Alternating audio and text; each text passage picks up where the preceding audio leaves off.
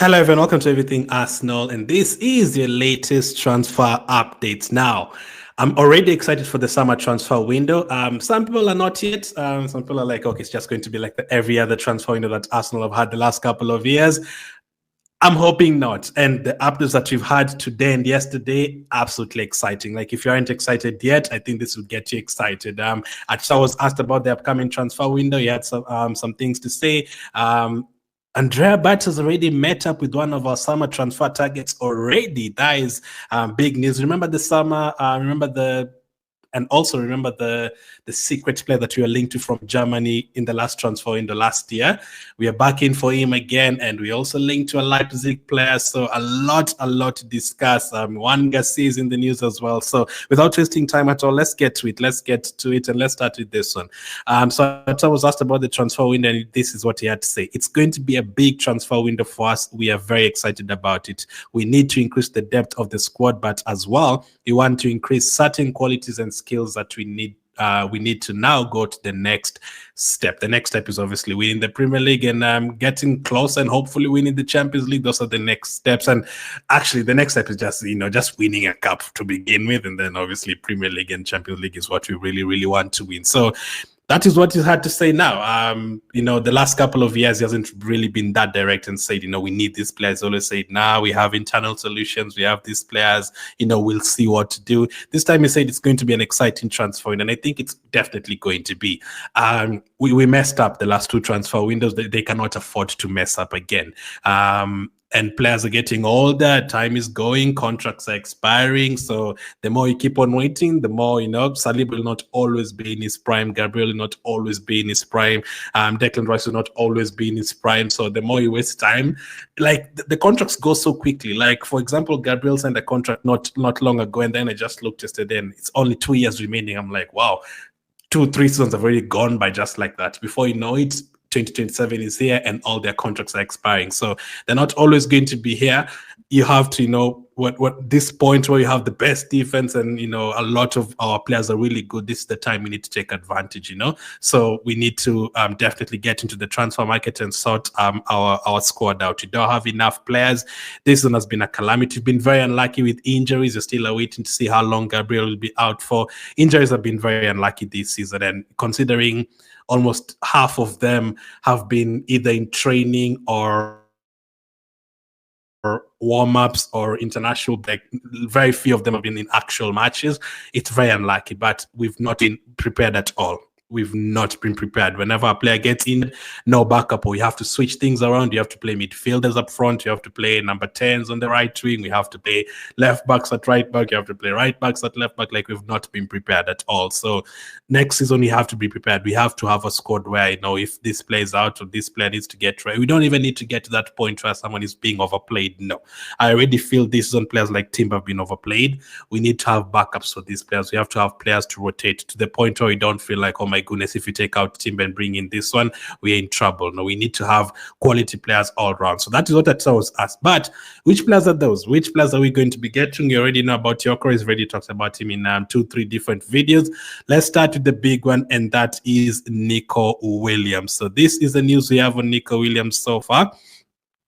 Breaking recently. So according to Ed Aarons, Arsenal are exploring a summer move for Nico Williams. Andrea Berta has held talks with the Spain forwards representatives in one of his first acts as the club's sporting director. It is thought that the player will seek a move in the summer. Andrea Berta is already changing our lives already. Like, he's already had a meeting with them. That would be huge. Obviously, it's coming from Spain. Atletico Madrid are one of the teams that wanted Nico Williams alongside Barcelona as well the last 2 years.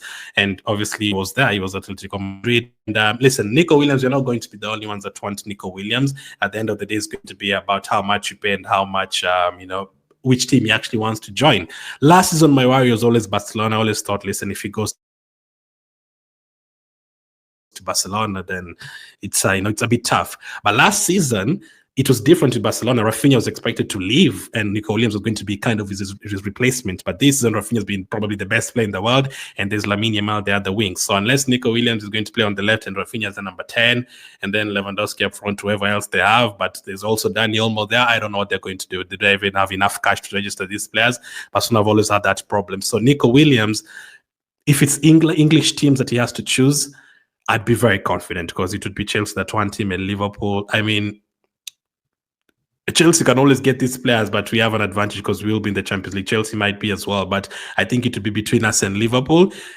Again, it depends. He could easily choose Liverpool, yes, but I usually believe in what we do in terms of the background work. You usually do a lot of background works, even since the Edu days. So whenever we compete with these teams, I'm like, okay, if we've already talked to that player, hopefully he's already chosen us. And I'd be confident Nico Williams would say yes, be it because, we have a Spanish manager and you have a few Spanish players in our team as well, even if that means that we get him, well and good. So he's already held talks with them, and it's always great to have these early meetings, to get these deals done early.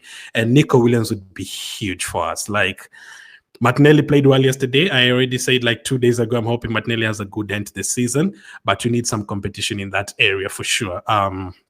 And Nico Williams takes it to the next level. Like Saka is on a different level. But when was the last time you had a player like Saka on the left wing? We'd have to say Alexis Sanchez, and we are going back to 2017, 2016 with that. So that's almost already 10 years ago since we had a great left winger. Like Martinelli has been good. Like 2023 season, he was really good, and even before that, he adapted very quickly. But I'm talking about Saka level. Like, it's very, very hard to get to that kind of Saka level. And if we have someone like a Nico Williams on that side, then maybe sometimes when Martinelli is starting and then Nico Williams is on the bench, and you have an option like that to bring off the bench to change the game, that would be great. And he's been since the Euros, he's been great, and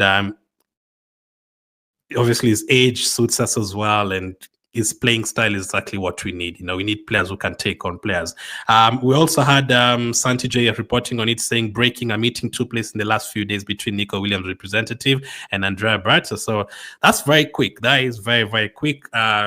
Looks like Arteta definitely told Andrea Berta really want this player. Maybe Andrea Berta was actually like, yeah, I actually wanted this player as well, and was Atletico Madrid. He would be a good fit, and he would bring in. I think if he comes to us, he definitely starts to bring something that we don't have on that wing, and he can also play on the right wing. I've seen him scoring a few goals on the right wing. Even his last recent goals, I think in the Europa League, he scored them on the right wing. So imagine having the options of, personally for me, I'm not keen on selling players. I don't think we need to replace players. I think we need to add to what we have. So imagine having options of Saka, and then you have Martinelli, you have Nico Williams, you have Trossard, Noneri can play on the wing. That is way better. That is way, way better. Even if one player is suspended for 3 games, they're like, okay, they still have the options. If there's a Premier League game today against Tottenham, and midweek we have Aston Villa, and then that weekend an FA Cup game against Man United, you can rotate and you can be like, okay, Nico Williams will start today, Martinelli is playing tomorrow, absolutely no problem. The quality is not, make sure the quality gap is not as wide as it's been this season. This season, it's not even been a quality gap. It's been we having to play defenders in those positions. Like, we take out Trossard, we bring in Tierney on the left wing. Like, that is not his speciality. So we need players to be playing in their positions, and we need enough players. Like, how many wingers does Man City have? Savinho, Doku, Grealish doesn't even play. Sometimes they play Foden there. Sometimes they play Bernardo Silva there. Like, they have different options. You have to have different options in those positions. So Nico Williams, the meeting has already been had. That is exciting. Let's see how that one develops. And we'll need a lot of early signings as well, because with players like Nico Williams, you're not just going to wait there until August. If you wait all that time, he's already going to be signed, and we've seen over the last 3 seasons, the last 2 seasons we've been the title race. This or not so much, but we've been behind Liverpool. We've seen, you cannot say, okay, let's sign players in August and then we'll pick up form in November. No, right now, even if you lose 1 game, it's terrible, because right now the games that we drew against Brighton at the beginning of the season are costing us right now. Like, you have to start this season with 8 wins in a row, and you just leave your opponents behind. That is what you'll need to do, exactly what Liverpool did. Now, that is not the only wing we've been linked to. Could we actually have a case where we end up with 2 wingers? That would be unprecedented, as they say, an unprecedented summer where, with an unexpected summer, like a crazy summer, unbelievable summer. If we signed 2 wingers, that would be heading into that direction. So, Plettenberg, one of the best journalists in Germany, this is what he had to say. Arsenal are seriously interested in signing Leroy Sane as a free agent this summer, and concrete talks have already taken place. However, the German is willing to take a pay cut to stay at Bayern Munich, and a decision is expected in the next 1 to 3 weeks. So it's up to Leroy Sane to decide whether he wants to stay there or move on. Now, the first question is for you guys: would you want Leroy Sane at Arsenal on a free? Or are you worried that it would be like the other signings that we've made that, kind of past their prime? I watched Sane the other day, Bayern Munich against, was they playing against Bochum? I know he scored and Harry Kane assisted him. I think Sane scored twice. Kane assisted him and Olise assisted him. I watched that game. I forget the team. I think it was Bochum or something. There's still pace there. They're still finishing there, but there's also frustrating moments, and he's not a regular that much for Germany like he used to be. Now, do we want him at Arsenal? Are we scared it would be like a Sterling? Like, this is exactly like the Sterling signing, because both of them were wingers at the same time when Arteta was at Man City. This is a player that has already played for Man City before, is now going to Bayern for a couple of years. Is it the right time to bring him in? It's almost the same, because we're also not really paying money. Didn't really pay money for Sterling. You're not really going to pay money for Sane. How much is he going to be on a weekly salary? Would he be better as an option, even for a 2-year deal? Would he be better? Or are you scared it would end up like the Williams signing? There's a lot of factors. Now, if both Nico Williams and Sane joined Arsenal, I think that would probably mean Trossard is leaving. I would be very surprised if we signed 2 wingers and then we kept everyone that we have. Now, again, as I said, ideally for me, I would like to keep a lot of the players, because this season we've really been lacking in numbers. So I've been hearing people say, okay, let's sell Havertz, let's sell Jesus. Jesus cannot go, by the way, he has an ACL injury. Sell Havertz, sell Jesus, sell Zinchenko, sell Kvyat, sell Trossard, sell Martinelli, and then let Neto go, let Sterling go. Sell Tomiyasu. You cannot sell 9 players unless we're buying 15, because right now I think we needed like an extra 4 players in our squad already. So if you're talking about selling 8, that means we'll need 12 players in the summer transfer window. Yes, some players are going to recover. I know Havertz is going to be back next season. Ben White will have a full season next season. Hopefully he'll start the season and all that, but I don't think we have enough players. I don't think we're in a position to say, sell this one, sell this one, sell this one. We can have other players to start, and then you have those players on the bench. No problem. I don't have a problem with Trossard being on the bench next season, or even people say Partey on the bench next season, as long as they're in the squad. But selling them, I'm not sure about selling them. So, but with that said, if you have Nico Williams, Sane, Saka, Trossard, Martinelli, that's 5. I don't think that's bad. That can allow Nene to be a backup for Odegaard. I don't think that's bad at all. I don't think you have to sell any players anyway, unless it depends on the wages as well. But we have to go all out. We've been promised an unprecedented summer. They let us down last summer. They let us down in January. I think it's only right. And we are so close. We have such a good squad. 85% of the squad is really good. We are so close. So we just need a summer like this, a summer transfer like this, and you get a few trophies. So with Sane, let's wait to see which decision he's going to make. Would you get him on a free, or do you think it would be a bad idea to get Leroy Sane on a free? You're scared it would end up like the Sterling signing. But that is after Nico Williams. I'd be happy with Sane after Nico Williams, not just like sign Sane, not any other winger.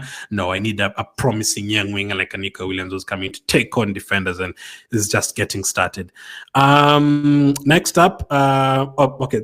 This is what Plettenberg had to say about it. He said there's been and still are internal skeptics about Leroy Sane's contract extension. However, his performances and commitment are increasingly being recognized. Mike's Erbel continues negotiations, and Sane is willing to accept a pay cut. No written offers from Bayern yet. So let's see how that one goes.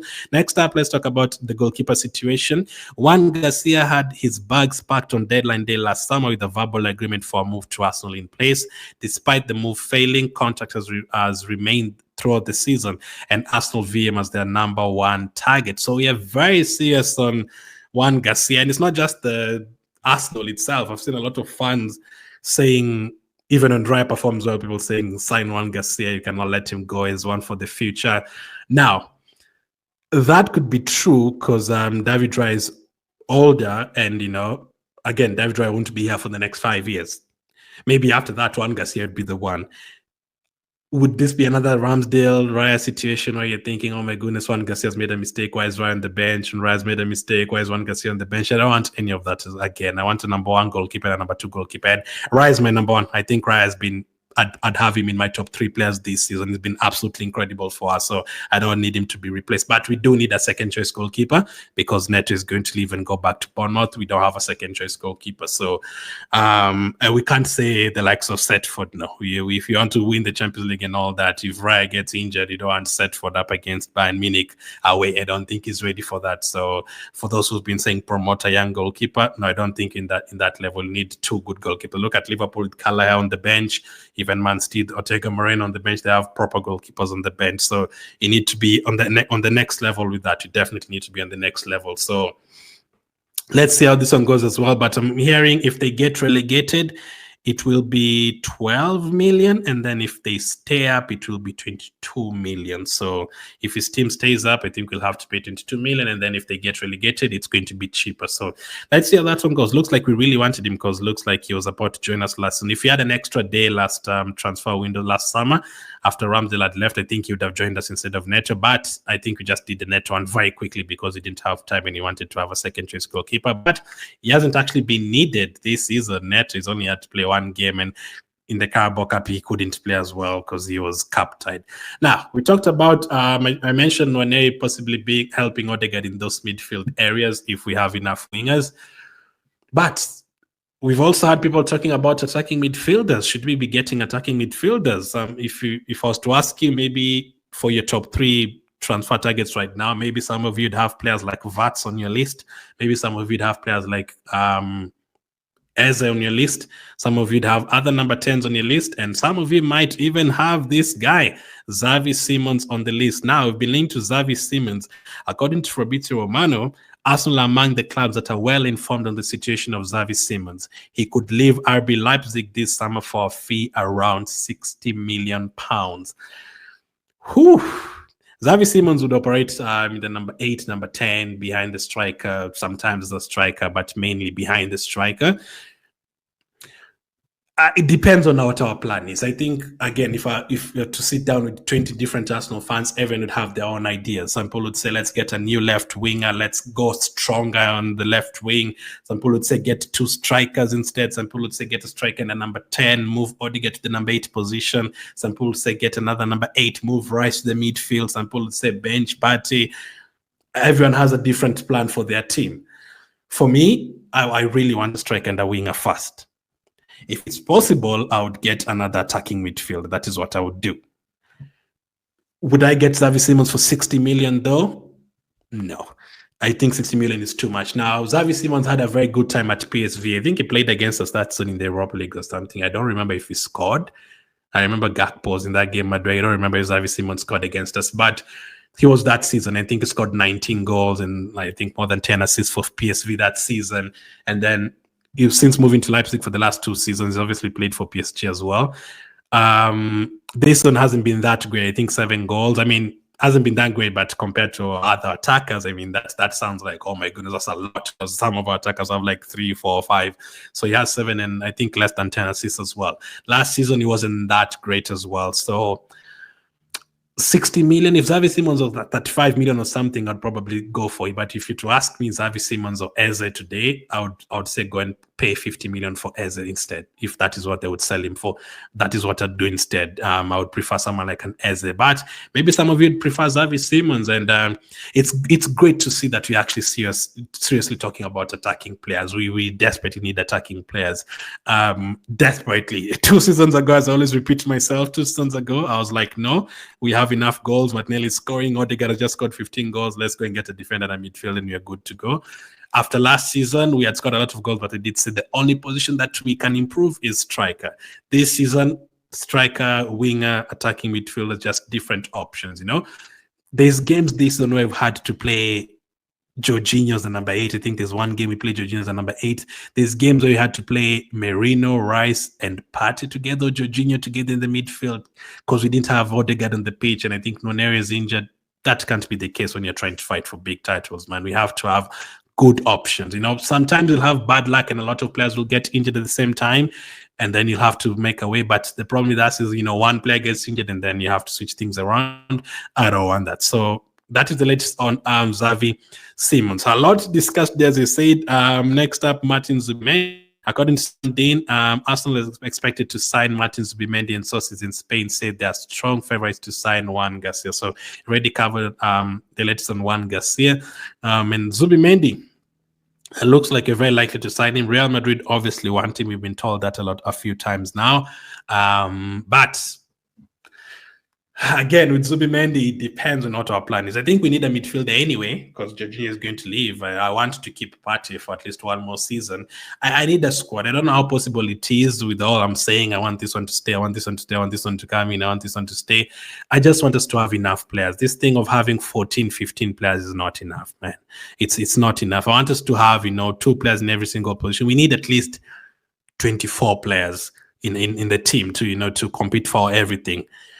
Having 14, 15 players every single time, we've learned our lesson this thing of we've been pushing Saka and Havertz way too long, and they've picked up hamstring injuries. Now I am scared, the way we play Timber and Declan Rice every single day. I'm like, no, we can't be doing that next one. I want backups for these players. I want these players, play 3 games. If it's a Carabao Cup match, leave these guys home. We don't want to be bringing in Rice and Timber to play against a Division 2 team when you're 3-0 up because you don't have anyone else on the bench. You don't want that. So Zubimendi is it looks like he will join us according to a lot of people.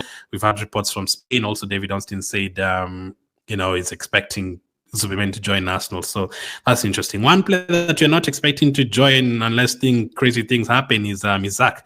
According to The Athletic, there's an acceptance at Arsenal that it may prove impossible to reach a deal with Newcastle for Alexander Isak. Now, already know about that. It's not going to be easy.